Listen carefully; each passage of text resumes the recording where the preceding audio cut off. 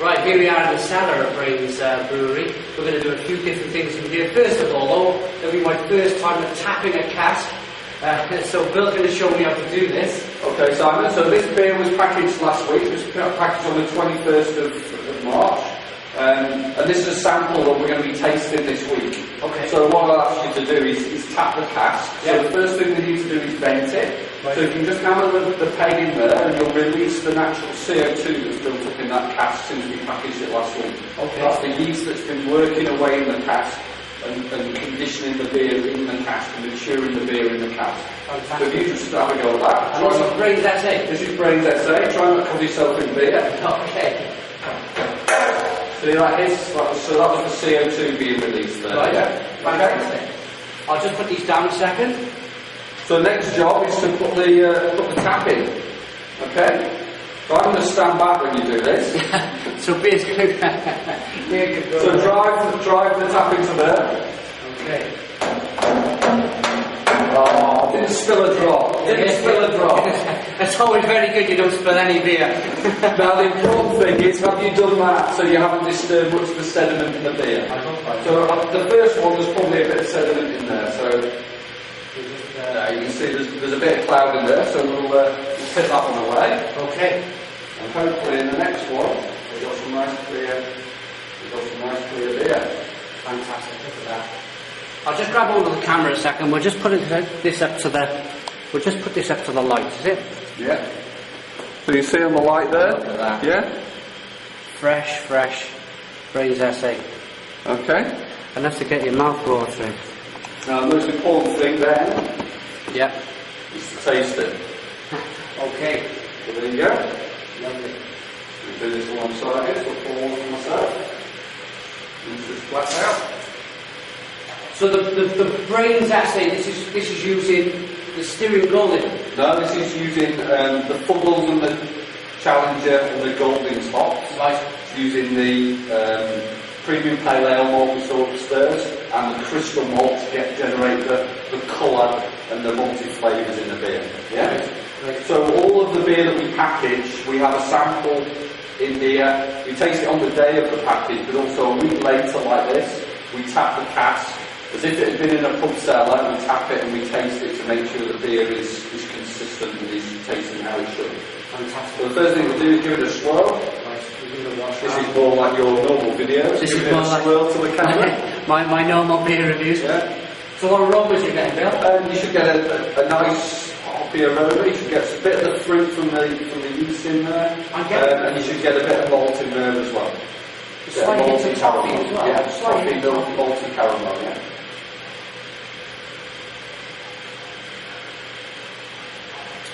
Absolutely. Flavour coming through, nice balance of sweetness, of bitterness, and all those flavours of the malt coming through, and a nice hoppy flavour in there as well. Absolutely, nothing quite like this. Absolutely, well, you've just seen it being opened up. The absolute fresh cask. So this was made on. This was packaged on the 21st last week, so that was. 27th today, or 28th? 28th. About a week. It's only it's absolutely fantastic. It's a great privilege to be here. Thank you, Bill. Okay. You never not finish a drink on the real guys. Okay, I'm going to grab hold of the camera now, and I'm going to let Bill take us through the rest of this cellar. Now, this cellar, to me, you can see the really old stone walls here. This must be one of the original parts of the building. It is. You're right in the basement of the original brew house here. So it's quite. The ceilings are low. Look, there's a beam just above Bill's head. Yeah, you're right. You're right in the basement. And what we're doing in here is we're assessing the quality of our cask beer every day to make sure that what should be happening with the cask beer is happening. Okay. So we've got some casks over here that. From the packaging that have been done this morning, you can see we're shining a light through the back of those. You can see the yeast in suspension. So if you zoom in on this one, Simon, you can see all the yeast in suspension there. Wow, look at that. So by tomorrow morning, we'll have expected all that yeast to have settled out in the bottom of the cask. And by observing that happening, we can make sure that the same process is going to happen in the cask. Right, I see. So we know if it's going to settle here, that when we put it out into trade, that it's going to settle in the publican cellar. So these are all fresh So today? these are all fresh, packaged first thing this morning, and we're going to go out and look at some beer being packaged shortly. So over the next few, will it take a couple of days for this to settle down? Because it is quite cloudy. By first thing tomorrow morning, we should see that they are bright in the cask, and there is a nice blanket of yeast on the bottom of the cask. Great. Okay. I'm just gonna, I'll just zoom The rest of the beer in here, we package in these small containers in the pins, really for space. But we taste one after about a week, as we've just done now. Right, yes. But we also keep a cask to the end of the shelf life. And that's so we can make sure that the beer is tasting as good at the end of its shelf life, which on our beer is 40 days, as it is at the start. Right. Yeah? So it's a constant monitoring process we have in the brewery of checking the quality of the beer. So there's a science to this. Obviously it's got to be a science to it. It's really it's an ongoing process, checking quality of the beer and making sure that there's nothing going wrong with the beer. Okay. Okay. And over here, I noticed these like test tubey things. What exactly is going on over here, Bill? These are samples from further up in the process. So if we look at this one here, I'll hold it up. So this is the beer that's come from the fermenter. Yeah. Okay. Yeah. And this is the yeast that's settled out in the conditioning tanks.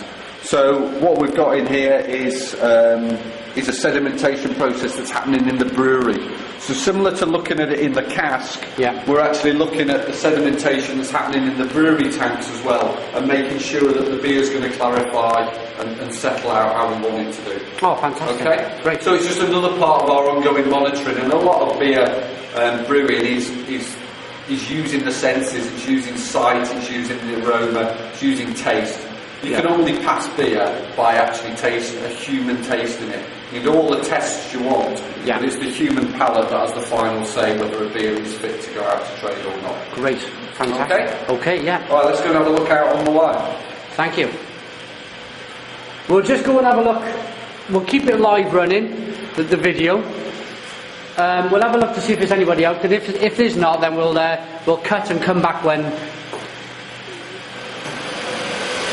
there's people about.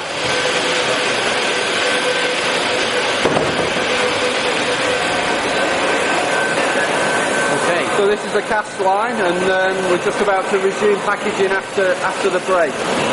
Okay. I'll cut back when they're in motion. Thank you. Where they actually fill the barrels up of beer. Bill's going to explain exactly what's going on here. I think we're going to start off with this beer here coming along the line. So these casks, these are all firkins. They've come back from trade. We've taken them through the washer. So you can see the steam coming off them now. They've been cleaned and sterilised. Yeah. And they come along here and onto they're picked up by the operator here and onto the racker. Okay. So these casks are being filled here, and you can see that's a full cask there. And Neil's going to knock the shive home. So that's away we go. Fantastic. Great. So, how many barrels do you fill a day?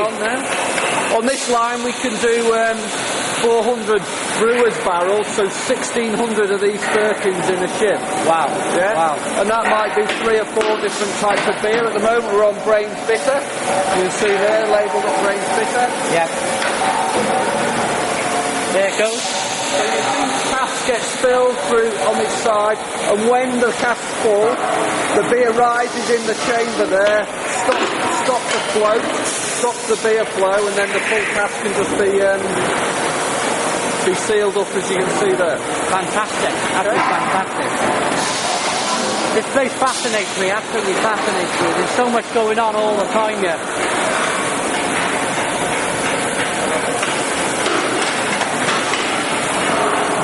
So this is a very large process. So how long do these barrels How long do you leave them to settle before they go onto a lorry and away they go? Well, these go into our refrigerated warehouse on site here, straight from the back of the line, and then they'll be loaded out as early as tomorrow, the day after. They'll start to be distributed out through the supply chain. And that gets drunk maybe a day later. So within 3 days, this beer's being drunk. No, the beer will be drunk because it's got to get through to delivered to the pub, and then it's obviously got to settle in the pub cellar.